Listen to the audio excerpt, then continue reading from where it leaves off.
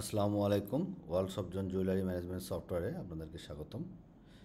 তো এই পর্বে আমি আপনাদেরকে দেখাবো POS সেলসটা কীভাবে কাজ করবে। POS পয়েন্ট অফ সেল যেটাকে বলা হয়, কীভাবে কাজ করবে, sales return, sales due collection, সেটা দেখাবো। তো প্রথমে POS সেলসের ক্ষেত্রে এই যে আপনার POS সেলসে এখানে ক্লিক করলে আপনার এই যে POS সেলসের চলে আসবে, পাশে আপনার দেখতে পাবেন এগুলো আপনার কী কী প্রোডাক্ট ফাইন স্টকে আছে।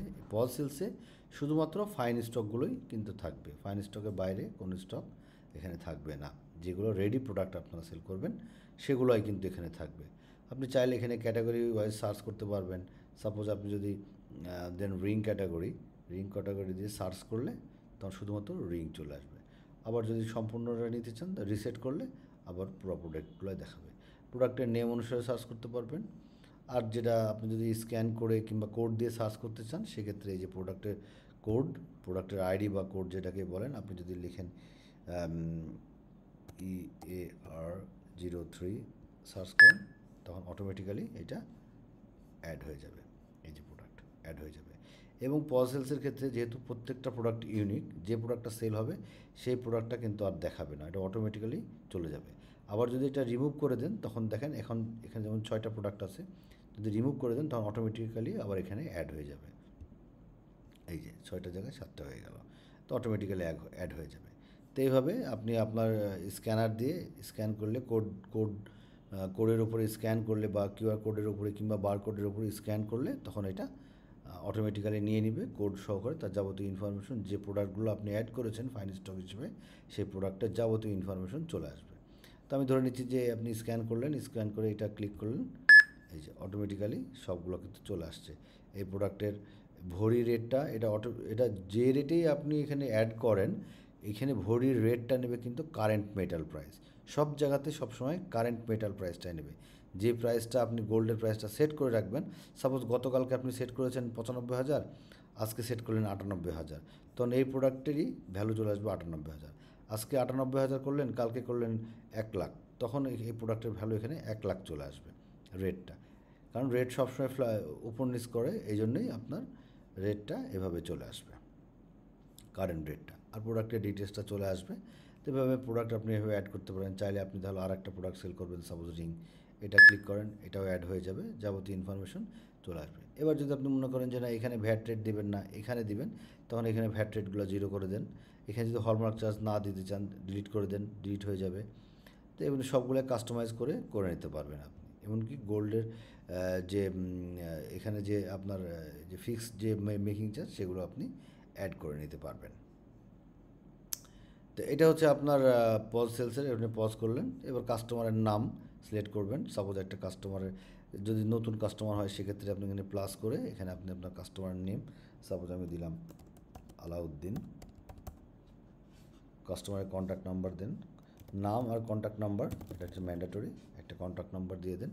চাইলে আপনি কাস্টমার যদি ছবি দিতে চান সেক্ষেত্রে কাস্টমারের একটা ছবি দিতে পারবেন, আপনি একটা ছবি সহ অ্যাড করে দেবেন। যদি কাস্টমারের আগে কোনো ডিউ থাকে সেক্ষেত্রে ওপেনিং ব্যালেন্স, আমি ধরে নিচ্ছি ওপেনিং ব্যালেন্স তার কাছে আছে 50,000 টাকা আপনার তার কাছে পান, সেক্ষেত্রে এখানে অ্যাড করে দেবেন। কাস্টমার এখানে কিন্তু এই যে আলাউদ্দিন নামে অ্যাড হয়ে গেল।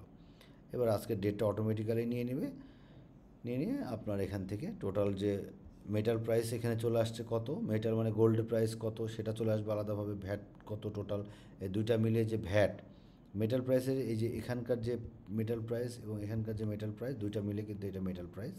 ভ্যাটটা হচ্ছে টোটাল ভ্যাট যেটা আছে 2% করে মেটালের উপরে ভ্যাট, এই মেটাল প্রাইসের উপরেই কিন্তু ভ্যাটটা আসবে। ভ্যাটটা আসছে এত। যদি স্টোন দিতে চান এখানে, যদি আপনি মনে করেন যে না এটাতে আবার আমি স্টোন দিব, আপনি যদি 500 টাকা স্টোন দেন, এই যে 500 টাকা স্টোনটা কিন্তু এখানে অ্যাড হয়ে গেছে। তারপরে মেকিং চার্জ যেটা এখানে অলরেডি আছে, সেই মেকিং চার্জ যে 2,000 আর 500 আপনি এখানে অ্যাড করে দিন। আপনি চাইলে এটাকে এডিট করে নিতে পারবেন। 2,000-এর জায়গায় যদি আপনি মনে করেন আমি এখানে 1,000 দিব, এখানে 1,000 দিয়ে দেন, এই যে 1,500 অ্যাড হয়ে গেছে। এবার 700 টাকা আপনার হলমার্ক, আপনি চাইলে হলমার্ক দিবেন, না চাইলে দিবেন না, যে 500 200 আপনি প্লাস মাইনাস করে দিতে পারবেন। এবার দেখা হলো তাকে যদি ডিসকাউন্ট দিতে চান সেক্ষেত্রে এখানে অ্যামাউন্ট আছে, পার্সেন্টেজ আছে, যে কোনো একটা যদি একটা পার্সেন্টেজ ডিসকাউন্ট দেন তাহলে পার্সেন্টেজে দিবেন, শুধু অ্যামাউন্ট লিখবেন। আর অ্যামাউন্টে দিলে আপনি শুধু অ্যামাউন্ট দেবেন। সাপোজ আপনি দিলেন 75 টাকা 83 পয়সা, আপনি তাকে ডিসকাউন্ট দিবেন, এই যে টোটাল হচ্ছে 1,80,000 টাকা। তো এটা হচ্ছে আপনার দিয়ে আপনি সাবমিট করলে সাবমিট হয়ে যাবে। তো এখানে আছে হোল্ড আছে, সাবমিট আছে, আর হোল্ড লিস্ট আছে। এই তিনটার কাজ কি? হোল্ড হচ্ছে দেখা গেলো যে সাপোজ আপনার একটা ক্লায়েন্ট আসছে, একটা কাস্টমার আসছে, কাস্টমার কাজ ইয়ে দেখতে দেখতে আপনি বিল করে ফেলছেন, কিন্তু কাস্টমার আরও কিছু দেখবে, এর মাঝখানে আপনার আর একটা কাস্টমার চলে আসছে, তখন আপনি এটাকে হোল্ড লিস্টে দিলে তখন আবার নতুন করে, তখন আপনি ওই কাস্টমার হোল্ড লিস্টে থেকে গেল, আপনি চাইলে নতুন করে আবার কোনো প্রোডাক্ট আপনি এখান থেকে অ্যাড করে নিতে পারবেন। আর যদি এবার ওই কাস্টমার যখন আবার আসবে তখন আপনি হোল্ড লিস্টে ক্লিক করলে এই যে তার যে প্রোডাক্টগুলো আলাউদ্দিন নামে অ্যাড হয়ে গেছে, এবার এডিট করে তার যেটা আপনি বিলটা করেছিলেন সেই বিলটা আবার চলে আসবে। তো এইটা হচ্ছে হোল্ড আর হোল্ড লিস্টের কাজ। আর সাবমিট করলে, এবার যদি আমি সাবমিট করি, সাবমিট করলে কি আসছে, আমার POS সেলস হয়ে গেছে। ঠিক আছে, POS সেলস হয়ে গেছে যে আমার সাবমিটে। এবার আমি যদি সাবমিটে যাই, এই যে তার টোটাল বিল এত হয়েছে, ডিউ এত হয়েছে। তো আপনি এখান থেকে তখন তাকে পেমেন্ট কালেকশন করে নিতে পারবেন। এখান থেকে যখন সাবমিট করবে তখন এখান থেকে আপনি তার যদি ক্যাশে পেমেন্ট দেয় সেক্ষেত্রে ক্যাশ, ব্যাঙ্কে পেমেন্ট দিলে ব্যাঙ্ক, এখান থেকে কালেকশন করে নিতে পারবেন। এবার যখন ক্যাশে যদি পেমেন্ট দেয়, সাপোজ দেখা গেলো সে 80,000-এর ভিতরে, সে আপনার 1,80,000-এর ভিতরে সে আপনাকে 80,000 টাকা দিল, 80,000 করেন। এবার পুরো কালেকশনটা অ্যাড করার পরে এটা সাবমিট করলে একটা মানি রিসিপ্ট বের হয়ে যাবে। আপনি চাইলে যখন সেলসে যদি আপনি এখান থেকে এই যে বিলটা যদি প্রিন্ট করতে চান, এখানে শো বিলে যান, যে এই যে এখানে বিলটা আপনি এখান থেকে সুন্দর করে প্রিন্ট করে নিতে পারবেন। আর যদি আপনি মনে করেন যে আপনি পজে প্রিন্ট করবেন, সেক্ষেত্রে পজ প্রিন্ট করলে এই যে পজে আপনার প্রিন্ট হয়ে যাবে। এভাবে আপনি পজে প্রিন্ট করে নিতে পারবেন। আপনি চাইলে আপনার A4 সাইজেও প্রিন্ট করে নিতে পারবেন, সেটাও করে নিতে পারবেন। এবার দেখা গেলো যে এই দুইটা প্রোডাক্টের আপনি ওয়ারেন্টি কার্ড দেবেন, যে না একটা কার্ড দেবেন, স্মার্ট ওয়ারেন্টি কার্ড যেটাকে বলে। অনেকেই আছে যে যারা গোল্ডের সাথে একটা ওয়ারেন্টি কার্ড দেয়, সেক্ষেত্রে আপনি জাস্ট ওয়ারেন্টি কার্ডে ক্লিক করলে এই যে দুইটা প্রোডাক্টের দুইটা ওয়ারেন্টি কার্ড চলে আসবে, একটা ফ্রন্ট পার্ট, একটা ব্যাক পার্ট। এই যে ব্যাক পার্ট, একটা ফ্রন্ট পার্ট, একটা ব্যাক পার্ট, এভাবে ওয়ারেন্টি কার্ড আপনার এখানে চলে আসবে। তো আপনি চাইলে আপনি ওয়ারেন্টি কার্ড, পজ প্রিন্ট কিংবা ইনভয়েস A4 সাইজ প্রিন্ট, যে কোনো প্রিন্ট আপনি করে নিতে পারবেন।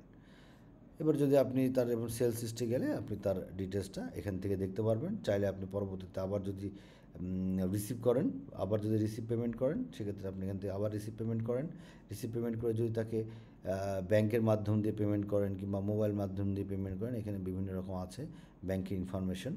এখানে আপনি এখানে অ্যাকাউন্ট নেম হচ্ছে তার অ্যাকাউন্টের যে নেম, সেই নামটা, সাপোজ তার নামই অ্যাকাউন্ট নেম হচ্ছে আলাউদ্দিন, তার অ্যাকাউন্ট নাম্বার আপনি চাইলে এখানে দিয়ে দিতে পারেন, ব্যাংকের অ্যাকাউন্ট নাম্বার, কোন ব্রাঞ্চ সেটা আপনি এখানে দিয়ে দিতে পারবেন। সাপোজ আমি দিয়ে দিলাম ঢাকা ধানমন্ডি ব্রাঞ্চ। আপনি চেক নাম্বার দিবেন, একটা চেক নাম্বার দিয়ে দিলেন।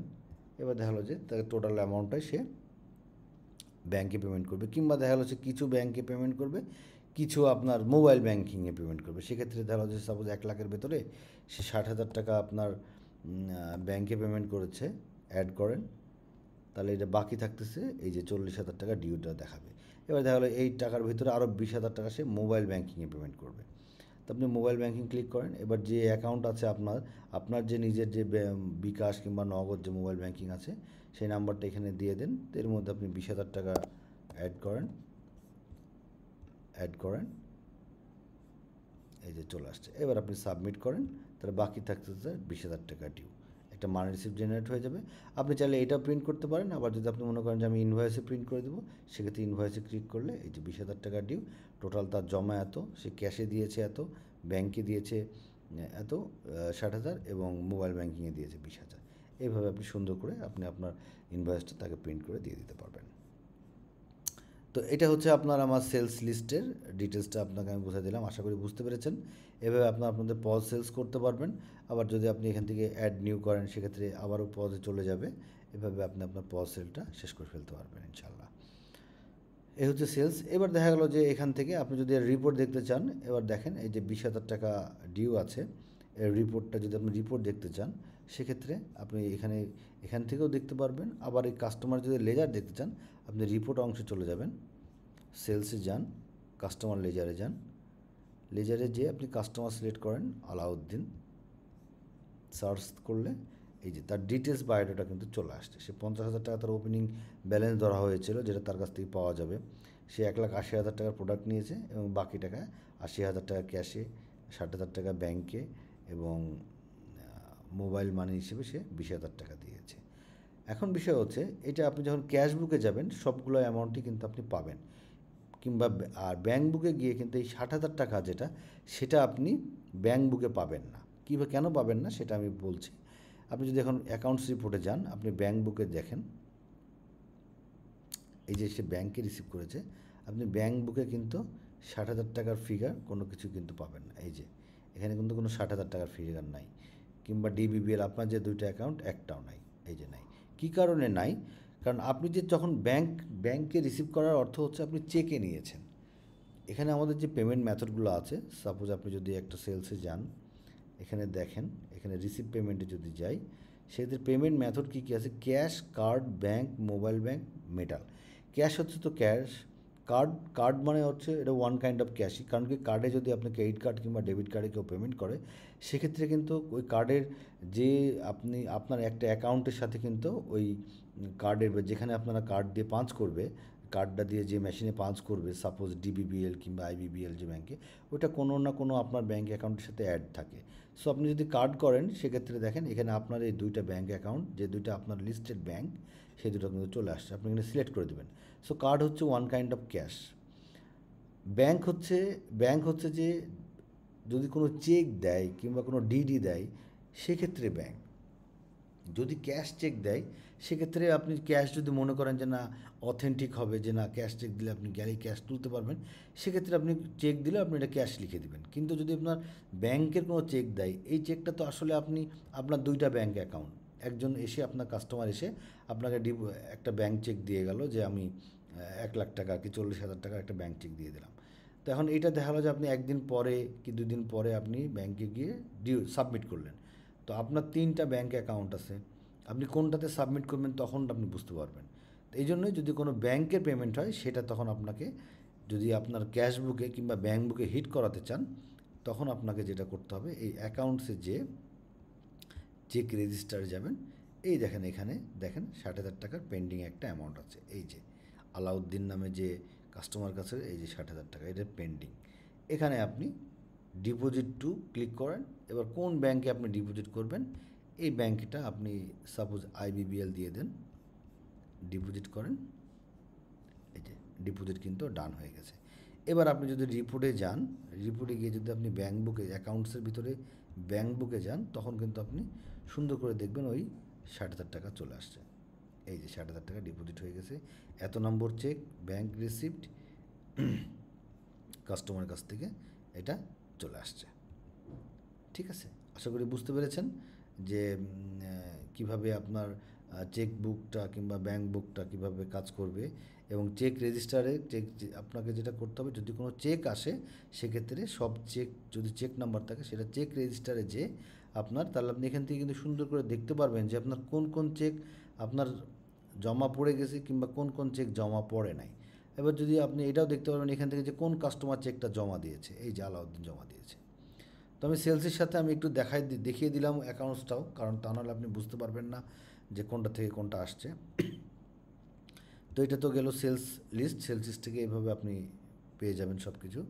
আবার সেলস ডিউ কালেকশনে যেয়ে আপনি এখান থেকে যতগুলো কালেকশন হবে তার লিস্ট কিন্তু এখানে চলে আসবে। আপনি যদি কোনো একটা এন্ট্রি ভুল হয়ে যায়, সেক্ষেত্রে আপনি এখানে ডিলিট করলে তখন ওই জায়গা থেকে ডিলিট হয়ে যাবে। সেলস রিটার্ন হচ্ছে এই যে প্রোডাক্টটা আপনার নিয়েছেন, যদি রিটার্নে যান, এখানে অ্যাড নিউ করলেও ওই সেলস লিস্টেই চলে আসবে।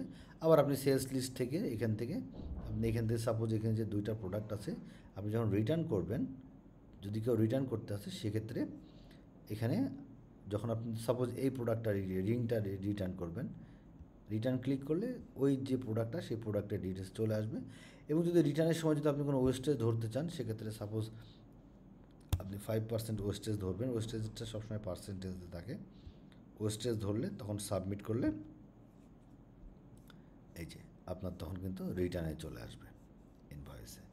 এবার আপনি যদি এই ইনভয়েসটা দেখতে চান, সেক্ষেত্রে ওই যে ইনভয়েসটা আছে, সেই ইনভয়েসটা যে কোন ইনভয়েসের এগেনস্টে আপনি রিটার্ন করেছেন, সেটাও এখানে কিন্তু অটোমেটিক্যালি চলে আসছে। সো রিটার্নটা এভাবে আপনি এখান থেকে সেলস রিটার্ন থেকে আপনি এখান থেকে পেয়ে যাবেন যে কোন অ্যামাউন্টটা আসছে রিটার্নটা, সেটা কিন্তু আপনি এখান থেকে পেয়ে যাবেন। তো আশা করি বুঝতে পেরেছেন যে কিভাবে আপনার রিটার্নটা কাজ করবে এবং কিভাবে আসবে। যদি এই যে আপনার টোটাল প্রোডাক্টের হিসাব কিংবা টোটাল সেলসের হিসাব, সেলস রিটার্ন কীভাবে কাজ করবে, সব কিছুই আশা করি এখান থেকে বুঝতে পেরেছেন। ডিউ কালেকশনটা আপনি এভাবে করে নেবেন। পজ সেলস, এবং পজ সেলসে যেটা সর্বপ্রথম খেয়াল রাখতে হবে সেটা হচ্ছে যে পজ কিন্তু শুধুমাত্র ফাইন স্টকের জন্য, যেগুলো ফিনিশড প্রোডাক্ট। এখানে কোনো র গোল্ড কিংবা গোল্ড বার কিংবা কোনো কাস্টমার অর্ডারের প্রোডাক্ট এখানে আসবে না। যদি আপনি কাস্টমার কোনো অর্ডার ক্যান্সেল হলে যদি ওইটাকে আপনি ফাইন স্টক হিসেবে ট্রান্সফার করেন, তখন আবার এখানে চলে আসবে। সো এই জিনিসটা আপনাকে মাথায় রাখতে হবে। তো আশা করি বুঝতে পেরেছেন পজ সেলসটা কীভাবে কাজ করবে। তো আজকে এই পর্যন্তই, ভালো থাকবেন, আসসালামু আলাইকুম।